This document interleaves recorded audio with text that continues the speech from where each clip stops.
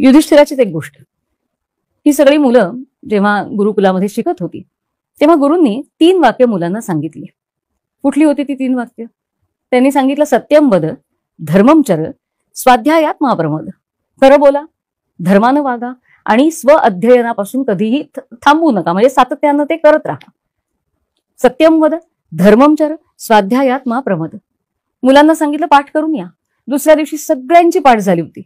गुरुजींनी युधिष्ठिराला विचारलं, तो म्हणाला नाही झालं पाठ. दुसऱ्या दिवशी नाही झालं पाठ, तिसऱ्या दिवशी नाही झालं पाठ. महिना गेला. शेवटी गुरु म्हणाले की बाबा आता तरी झालं का नाही पाठ? युधिष्ठिर म्हणाला हो, आता झालं पाठ.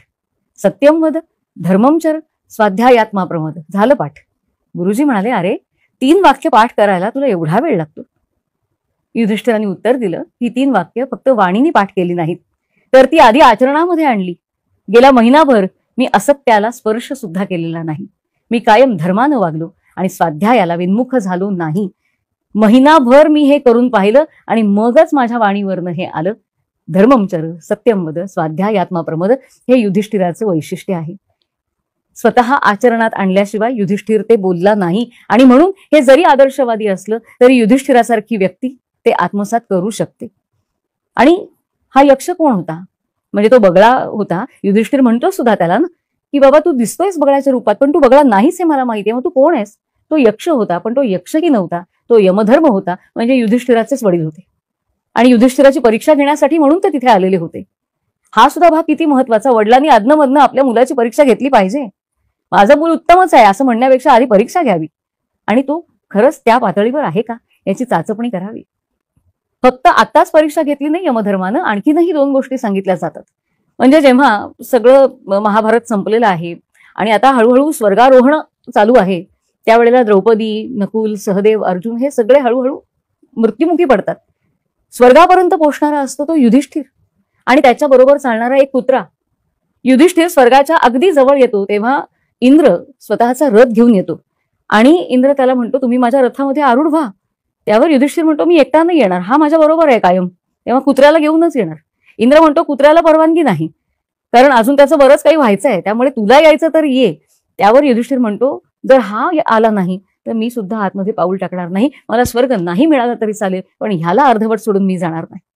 ही सुद्धा यमधर्मानं घेतलेली परीक्षाच होती आणि त्या परीक्षेमध्ये सुद्धा युधिष्ठिर उत्तीर्णच झाला होता. ज्यानं आपल्याला कायम साथ दिली त्याला ऐन वेळेला कधीही सोडू नये, हा किती महत्वाचा विचार युधिष्ठिराने शेवटपर्यंत पाळलेला आहे. त्यामुळे युधिष्ठिराने ह्या प्रश्नांची उत्तरं देणं हे सुद्धा तितकंच महत्वाचं आहे. इथे दुसरं कुठलंही पात्र जर असतं त्या महाभारत कथेतलं तर कदाचित ही उत्तरं तेवढी आपल्या हृदयापर्यंत आली नसती. पण जेव्हा युधिष्ठिर हे सांगतो ना त्यावेळेला कुठेतरी आपल्याही मनाला खात्री वाटते की होय, हे जर आचरणामध्ये आणण्याचा प्रयत्न केला तर कदाचित हे जमू शकेल, कारण युधिष्ठिराने हे प्रत्यक्ष आचरल्याशिवाय बोललेलं नाही, सांगितलेलं नाही, हे नक्की.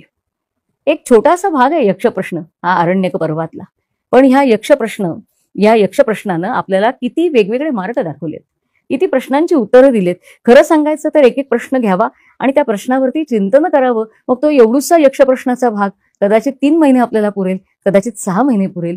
हेच आपल्या सगळ्या ग्रंथांचं वैशिष्ट्य आहे.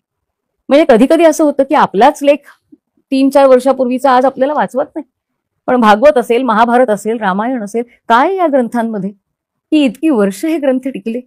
याचं कारण हेच आहे की या ग्रंथामध्ये सार्वकालिक सत्य सांगितलेलं आहे, तथ्य सांगितलेलं आहे आणि त्या सत्यापर्यंत पोहोचण्यासाठीचं पथ्य सुद्धा सांगितलेलं आहे. आणि म्हणूनच हे ग्रंथ आपल्याला कायम दीपस्तंभासारखे मार्गदर्शक ठरतात, कायम मार्गदर्शन करत राहतात. हा यक्षप्रश्नाचा भाग, त्याला युधिष्ठिराने दिलेली उत्तरं, हा खरं तर ज्याचा त्याचा अभ्यासाचा विषय. म्हणजे युधिष्ठिराला जे वाटलं ते उत्तर युधिष्ठिराने दिलं, पण आजच्या काळामध्ये कदाचित प्रत्येकाच्या मनामध्ये काही वेगळी उत्तरं येऊ शकतील. फक्त युधिष्ठिराला जर विचारलं असतं तर प्रत्येक गोष्टीचं स्पष्टीकरण युधिष्ठिरानं नक्की दिलं असतं.